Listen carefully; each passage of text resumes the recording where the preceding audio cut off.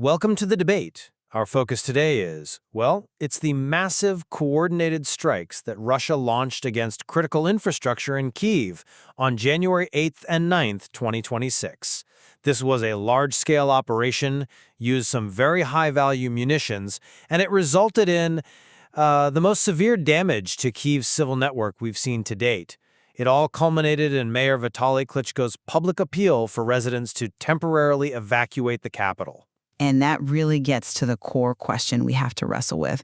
Was the primary objective of this military campaign, fundamentally tactical? Was it just about degrading Ukraine's defense industry, specifically their UAV manufacturing? Or was the action truly strategic, aiming to create mass displacement and then leverage the political and humanitarian crisis that follows? My assessment leans toward the operational reality. I'm going to be looking at this through the lens of what happened on the ground.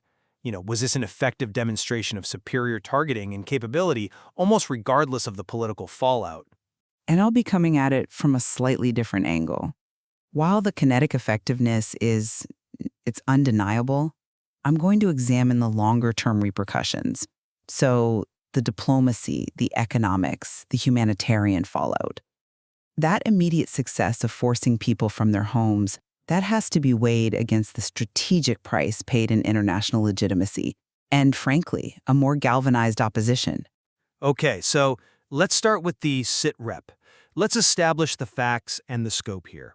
Current intelligence confirms Russia executed a coordinated wave of attacks during the night of January 8th and into the morning of the 9th. And this wasn't just a simple missile salvo. It was a complex strike package. It used precision weapons launched from ground platforms and naval assets, which suggests, a pretty significant investment in planning and resources. The official motivation stated by Moscow was retaliation. Retaliation for an alleged attack on President Putin's residence in the Novgorod region late last December. But regardless of the justification that they're claiming, the technical execution really points toward a serious escalation. We have to specifically note the confirmed deployment of the intermediate-range ballistic missile, the Oreshnik, against key targets. That signals a new willingness to expend highly advanced and likely very scarce munitions on urban infrastructure.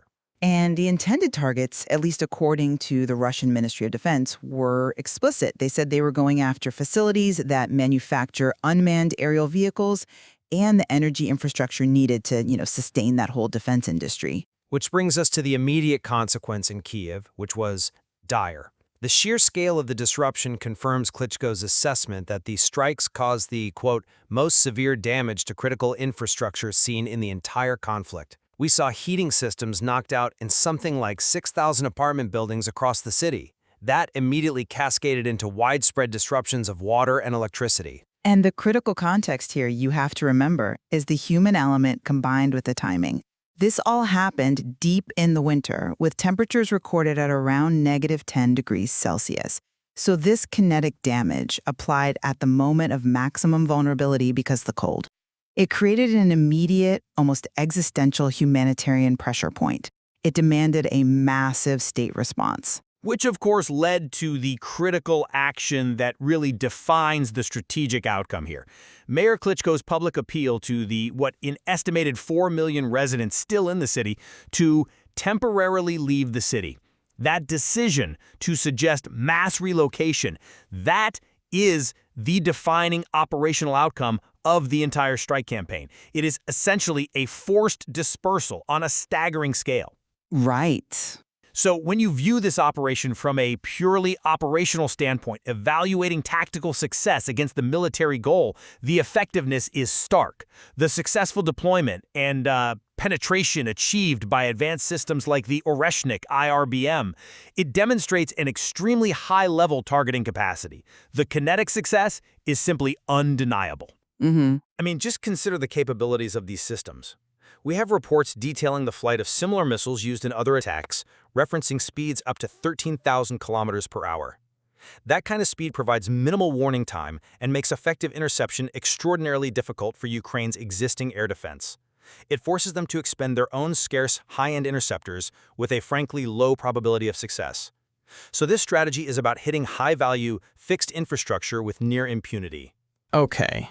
My argument is that this precise targeting of energy infrastructure, the grid that supports UAV manufacturing, is a critical, high-leverage military strategy. It's focused on degrading Ukraine's capacity to sustain the conflict. It's a modern form of industrial warfare. If you look back historically at the Allies' bombing campaigns in World War II against specific bottlenecks like German oil production, the goal was never 100% destruction. It was systemic paralysis. This January campaign feels calibrated to achieve that same systemic effect. I see the operational rationale, I do, and I agree the kinetic demonstration was impressive. The Oreshnik's ability to get past layered air defenses is a major technological point. However, I have to offer a different perspective on the sustainability and the true tactical cost of this success. Okay. First, can the attacking force genuinely sustain the repeated use of such high-value and likely limited precision munitions? The Oreshniks needed to keep Ukraine's critical infrastructure permanently offline. If these IRBMs are from a constrained inventory, then their tactical win is extremely time-sensitive.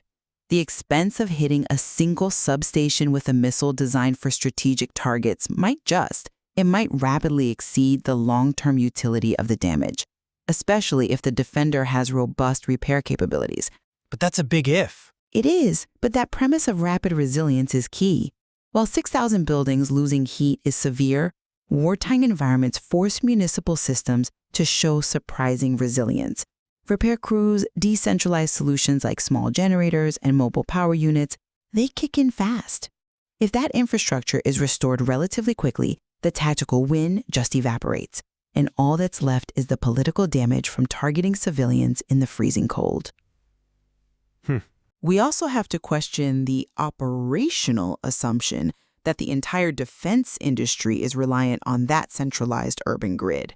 Knowing the energy infrastructure is a prime target, is it really plausible that UAV manufacturing hasn't already adopted redundant, hardened, or just geographically distributed power sources? If key production lines are running off industrial-grade generators, the destruction of the city grid becomes purely symbolic terror. It's aimed at civilian hardship, not industrial output. See, I think even if the industrial degradation is only partial, the primary tactical goal might be broader than just the factory floor. It's about disrupting the entire logistical ecosystem, the energy inputs, the transport, the communications. All of that requires municipal stability. So even if production is distributed, the state now has to divert massive resources to manage the humanitarian crisis created by 4 million residents who are potentially displaced. That resource drain is a tactical success, because every truck carrying firewood or food aid is a truck that's not carrying ammunition to the front. Placement is high, but it primarily taxes civil services and emergency aid budgets. The frontline military supply chain typically operates under different, hardened protocols. The true drain on military capacity would only really happen if troops were pulled off the line for humanitarian missions. And we don't have much evidence of that yet. So the immediate tactical advantage you're describing is indirect and potentially very short-lived. Which brings us right to the core disagreement then. Is this campaign defined by military degradation, or is the dominant outcome this demographic and political pressure? Exactly. Call. They constitute an operational victory that transcends the specific damage to a few facilities. The strategic gain is achieved through non-kinetic means. Forcing 4 million residents to potentially relocate internally is a powerful form of systemic paralysis. It diverts crucial state resources, logistics, transport, aid, away from the front line. It forces the government to prioritize basic survival over military offense, and that in itself is an effective degradation of state function. That's a compelling argument for operational leverage, but I just don't buy that the leverage is sustainable. From a grand strategy perspective, deliberately targeting essential civilian services in -10-degree conditions, it generates massive negative externalities that I think far outweigh that temporary operational advantage. Where the operational analyst sees a resource drain, the political strategist sees a diplomatic disaster unfolding. But the attacking force offered a clear justification: retaliation for Novgorod. That narrative, at least internally, is used to justify the severity of the response to their domestic audience and maybe to some neutral parties. And I'm just not convinced that line of reasoning works. The retaliation for Novgorod narrative, while it gives them a casus belli, it's not enough to sway genuinely neutral nations. It's perceived correctly as collective punishment. If anything, using a humanitarian crisis as leverage, especially in deep winter, risks solidifying the diplomatic alignment of opposition alliances. It transforms a war over territory into a conflict over basic humanitarian standards. The strategic risk here is profound, and history gives us clear warnings. Intense pressure on civilian populations rarely breaks national resolve. More often than not, it hardens it. The London Blitz during World War II didn't lead to Britain suing for peace. It hardened the national appetite for resistance. By making the cost of survival so high, this strategy increases the domestic demand for resistance, and it acts as a powerful lever for external allies to ramp up their aid, precisely because the attacks are seen as so flagrant. But that increased aid, the strategic backlash you're describing, that takes time to materialize, to get there physically and integrate into the system. If the attacks force Ukraine into profound internal chaos first, that operational instability might occur before the political mobilization translates into generators and missiles on the ground. It's a race, isn't it? Short-term paralysis versus long-term mobilization. And historically, that political mobilization, especially when moral outrage is involved, it often outlasts the operational paralysis. The gains from forcing a displacement are temporary. Cities, even under severe duress, eventually figure out decentralized ways to function. But the diplomatic costs are accumulating, and they are long-lasting. They damage credibility not just in Western capitals, but across the global South and with key neutral states. The tactical effect is a single-season win that's paid for with years of political and economic isolation. Okay, so looking forward, next 6 months, we need to outline how this period of intense strikes could shape the conflict. Right. The most likely case, I think, based on this pattern, is that the infrastructure attacks will continue, but maybe with a calculated shift in focus. We might see targeting expand beyond Kiev to critical supply choke points, secondary industrial cities. This sustained pressure forces Ukraine into difficult zero-sum choices. Do you move your valuable air defense systems away from the front to protect a city? That's a major tactical trade-off that benefits the attacking force on the battlefield. The worst-case scenario, building on that pressure, is a true humanitarian collapse. The continuous kinetic pressure plus the extreme cold could lead to a severe, unmanageable breakdown in civil services, forcing mass cross-border migration. A crisis of that magnitude could compel external actors, maybe NATO nations, to consider a more robust, possibly interventionist aid framework just to ensure aid gets distributed.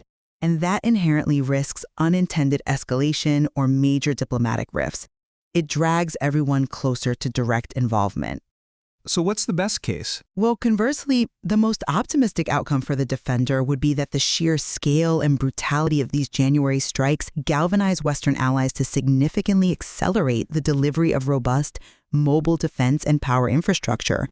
We're talking about advanced air defense systems, but also industrial-grade, decentralized generators that bypass the vulnerability of the central grid.